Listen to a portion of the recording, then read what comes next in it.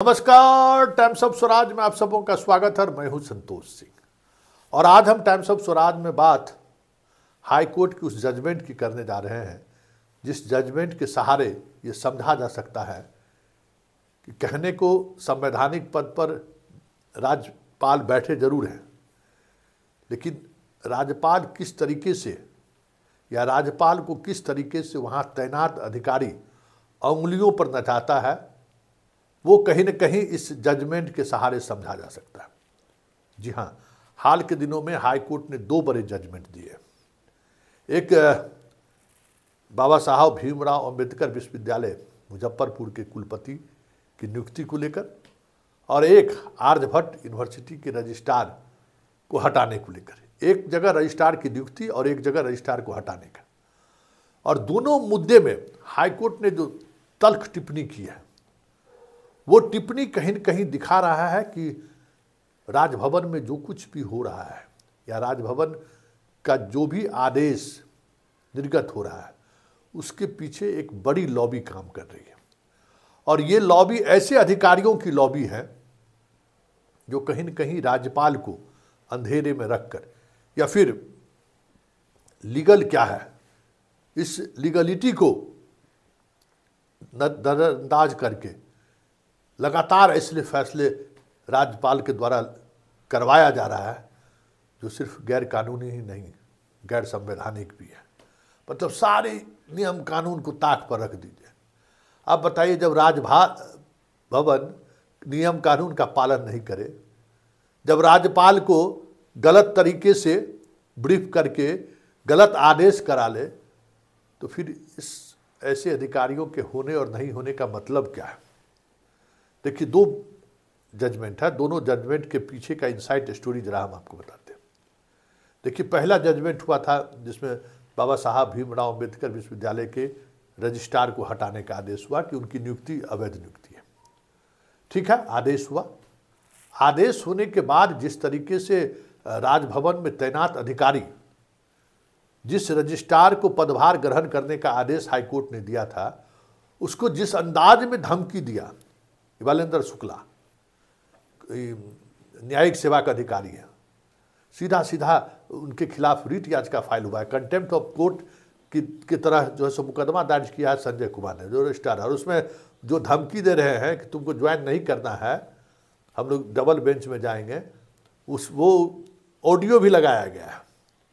मतलब हाईकोर्ट राज्यपाल के द्वारा गलत तरीके से निर्णय पर दस्तखत करा लेना तो चलता है, चलने दीजिए, वो राज्यपाल समझे और वो अधिकारी समझे, क्योंकि राज्यपाल को भी अगर उस संवैधानिक पद पर बैठे हुए हैं तो उन चीज़ों का ख्याल रखना चाहिए।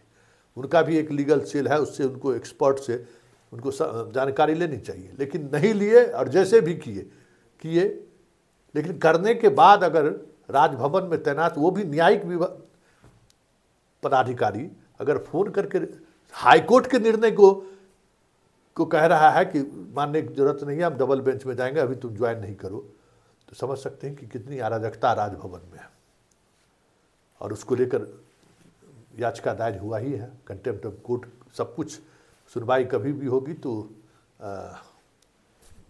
एक एक चीज़ बाहर आ जाएगा। लेकिन बड़ी बात ये है कि आखिर जो राजभवन में जिन अधिकारियों की पोस्टिंग 3 वर्षों के लिए होती है वो इतने लंबे समय तक कैसे वहाँ रह जाते हैं। जैसे शुक्ला जी भी जो है सो न्यायिक सेवा के अधिकारी हैं, इन पर कई बार गंभीर आरोप लगे। हाईकोर्ट भी कई मुद्दों पर इनको सीधे सीधे तौर पर आरोपित किया है। आर्यभट्ट वाले में तो सीधे सीधे आरोपित करके उनको कहा है कि इन्होंने गलत निर्णय करवाया है राजभवन से, राज्यपाल से। अब बताइए, न्यायिक सेवा के अधिकारी को वहाँ बैठाया गया कि भाई न्याय संगत काम करे राज्यपाल, क्योंकि भाई हर कानून जानकार तो वो है नहीं, और वही अधिकारी अगर गलत करे और राज्यपाल से गलत फैसला करवा दे, आदेश निर्गत करा दे, तो फिर ऐसे अधिकारियों पर कार्रवाई बनता है ना। उसी तरीके से राजभवन में कई अधिकारी हैं जिन अधिकारी वर्षों से वहाँ जमे हुए हैं और वो कहीं न कहीं लाभ पहुँचा रहे हैं।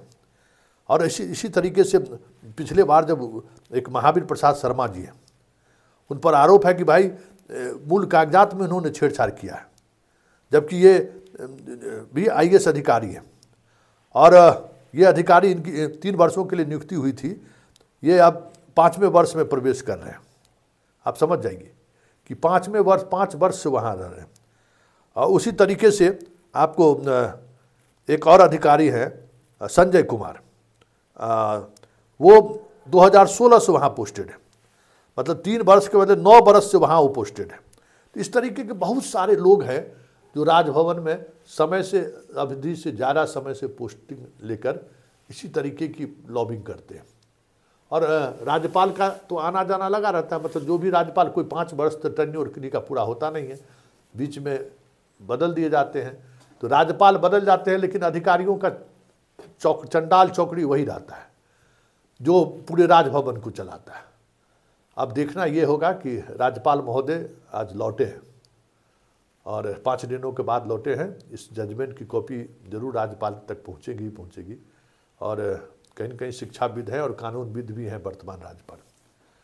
अब देखना दिलचस्प होगा कि कार्रवाई किस तरीके से करते हैं, क्योंकि हाई कोर्ट ने सीधा सीधा अपने न्यायिक अधिकारी पर भी टिप्पणी की है और वहाँ जो अधिकारी काम कर रहे हैं उनके कार्यशैली पर भी सवाल खड़ा किया।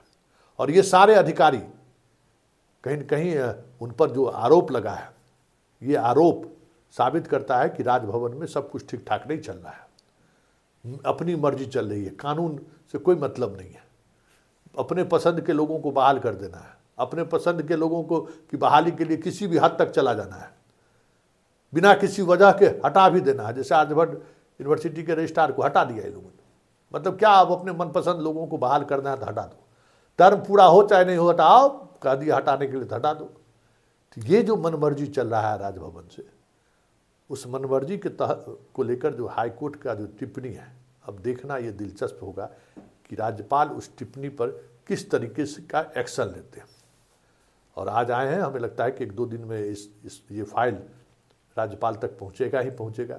और ये जो बरसों से जो कुंडली जमाए बैठे हुए हैं न्यायिक पदाधिकारी हो, चाहे फिर 2 IAS अधिकारी, BP बासा से जो IAS बने हुए अधिकारी हैं, संजय कुमार हो, ये शर्मा जी हो, इन लोगों पर किस तरीके की कार्रवाई होती है, ये देखने वाली बात होगी।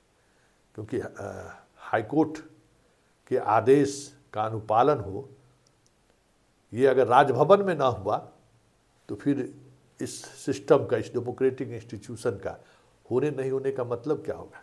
क्योंकि दोनों संवैधानिक पद हैं और दोनों एक दूसरे के फैसले को सम्मान करता है। ये अलग बात है कि जुडिशियरी को अन्य संवैधानिक संस्थानों द्वारा लिए गए निर्णय का रिव्यू करने का अधिकार है।